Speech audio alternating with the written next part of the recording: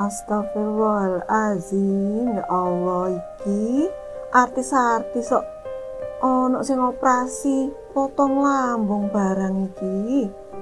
Aduh. Terus ono arek sing bobote 200 kilo. Ih, kok nemen sih obesitas iki? Ya apa iki? Duh, aku tak timbang sik ya. Astagfirullahaladzim, lah kok naik 4 kilo aku, astagfirullah. Waduh, kok nemen ya obesitas iki. Penake dibahas ahli gizi iki. Sik, tak telepon Bu Nuning.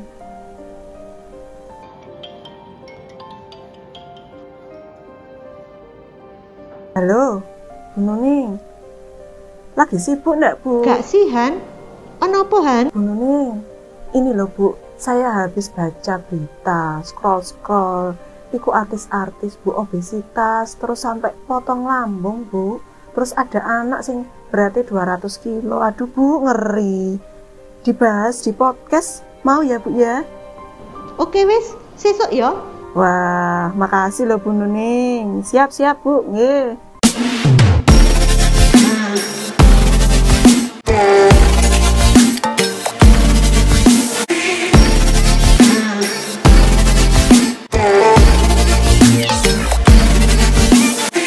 Assalamualaikum warahmatullahi wabarakatuh. Selamat datang di Obsesi, obrolan seru bareng instalasi gizi. Bersama saya, Hana. Nah, siang ini kita kedatangan ahli gizi nih. Kita mau bahas tentang obesitas atau kegemukan. Selamat datang Ibu Reni Suhartini. Alhamdulillah, sehat ya Ibu Nuning? Alhamdulillah sehat, Mbak Hana. Alhamdulillah. Ibu Reni Suhartini ini biasa kita panggil Ibu Nuning. Ibu Nuning ini merupakan ahli gizi rawat jalan di RSSA. Sekarang kan banyak ya Bu ya kasus obesitas. Bahkan artis-artis itu menyebut dirinya obesitas, gendut, segala macam. Sebenarnya menurut definisi, obesitas itu apa Bu Nuning?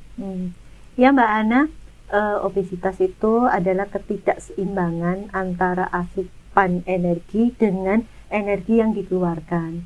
Jadi untuk mengetahui apakah dia obesitas atau tidak, itu kita harus mengukur indeks massa tubuh. Nah, indeks massa tubuh itu diperoleh dari kita mengukur berat badan dan tinggi badan. Jadi selain itu juga Mbak Hana, untuk mengetahui apakah kita itu obesitas atau tidak, itu kita bisa pakai lingkar perut atau lingkar pinggang. Jadi ada standarnya. Untuk lingkar perut pria itu dikatakan obesitas apabila di atas 90 cm, kalau untuk wanita di atas 80 cm.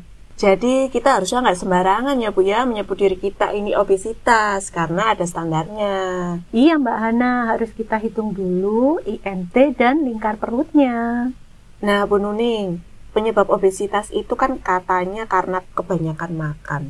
Selain karena kebanyakan makan, karena apa lagi Bu Nuning? Gini Mbak Hana, berarti untuk obesitas itu memang salah satunya adalah konsumsi makanan yang tinggi lemak, tinggi karbohidrat dalam jangka waktu lama tanpa diimbangi dengan aktivitas fisik.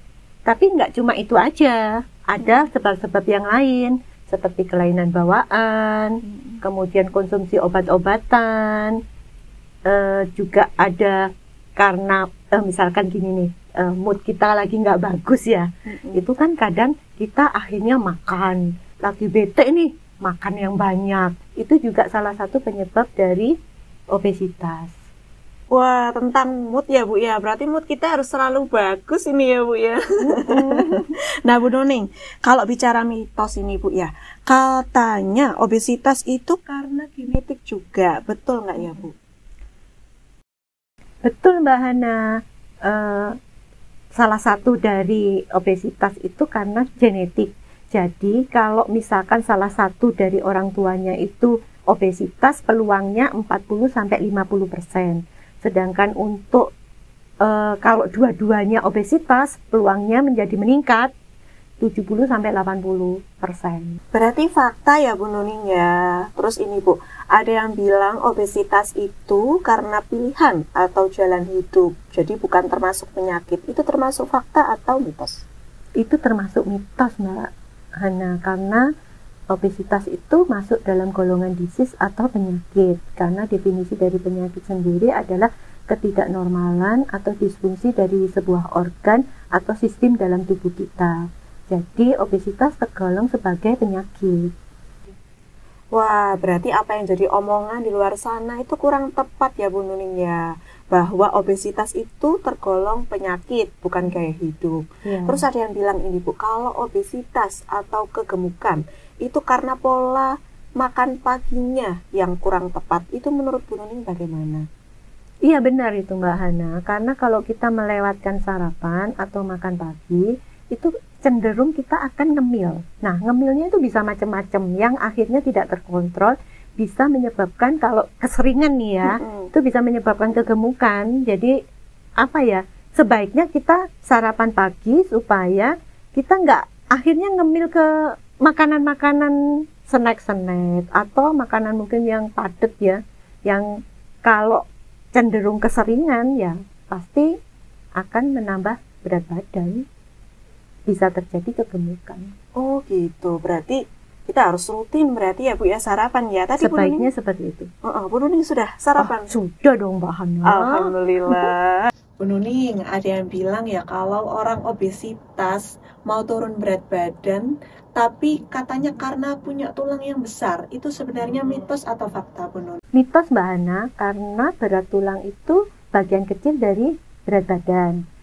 Seiring dengan pertumbuhan, massa tulang akan bertambah. Beda ceritanya kalau massa lemak yang bertambah. Jadi tidak berhubungan dengan massa tulang. Wah, menarik sekali ya Bu ya tentang obesitas ini. Dari tadi kita udah bahas tentang mitos dan fakta tentang obesitas.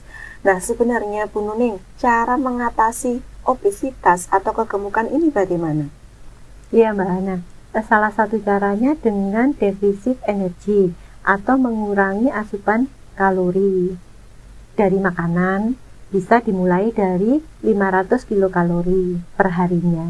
Selain itu juga diimbangi dengan konsumsi karbohidrat kompleks, contohnya havermut, oatmeal, nasi merah. Konsumsi lemak juga harus diperhatikan, dipilihkan lemak yang sehat, contohnya alpukat, kacang-kacangan. Kemudian juga konsumsi serat. Nah, serat ini bisa diperoleh dari sayuran dan buah-buahan. Untuk konsumsi sayur itu sebaiknya 3-4 centong per kali makan. Kemudian untuk buah itu bisa 2-3 porsi dalam satu hari. Cara memasak juga harus diperhatikan, mulai mengurangi konsumsi minyak atau santan. Kemudian juga cara memasaknya mulai dikurangi yang digoreng-goreng itu. Porsi snack juga mulai harus diperhitungkan, yang awalnya dulu kita nggak memperhatikan ya, porsi snack itu harus kita hitung lagi atau kita perhitungkan supaya tidak berlebihan. Kemudian kalau malam hari misalkan lapar, itu kita alihkan ke minum air putih. Jangan kemudian jajan bakmi, nasi goreng, capcay yang biasanya ini ya, malam hari kan biasanya banyak yang jualan itu ya. Itu Mbak Hana. Nah, itu godaannya loh Bu. Kenapa ya? Tukang nasi goreng, bakmi itu bukanya itu mesti malam-malam, kan saya tergoda toh Bu ya. Nah, Bu Nuning, ada yang diet pakai obat herbal. Itu sebenarnya aman nggak Bu Nuning? Nggak aman Mbak Hana, karena itu kan untuk penelitiannya itu belum sampai ke efek jangka panjangnya seperti apa. Jadi kadang sesaat ya, kayak instan gitu loh. Gitu Mbak Hana. Nah Bu Nuning, kalau di luaran sana itu ya ada yang diet itu sampai nge-gym, terus lari-lari. Sebenarnya kalau lagi diet, nambah aktivitas fisik itu ngefek nggak ya Bu Nuning? Ngefek Mbak Hana. Jadi olahraga rutin itu bisa untuk penurunan berat badan. Olahraga selama 1 jam bisa menurunkan 300-600 kilokalori. Nah, 300 kilokalori itu setara dengan 1 slice pizza, Mbak Hana. Waduh Bu, 1 slice pizza ternyata kalorinya banyak sekali. Nah, saya kalau ngemil 2-3 slice. Bu Nuning, terima kasih atas sharingnya siang hari ini. Mungkin ada closing statement dari Bu Nuning, silahkan, monggo. Kurus atau gemuk adalah pilihan, tapi makan enak dan sehat adalah kebutuhan. Makan untuk hidup bukan hidup untuk makan. Jadi pilihlah makanan yang tepat dan bergizi. Tepat dan bergizi. Tepuk tangan untuk Bu Nuning. Terima kasih atas kehadirannya, kesediaannya untuk mengisi podcast gizi. Bu Nuning dan teman-teman sekalian, terima kasih atas partisipasinya. Kepada Sobat Obsesi, sampai ketemu di podcast lainnya dan sampai jumpa. Salam obsesi.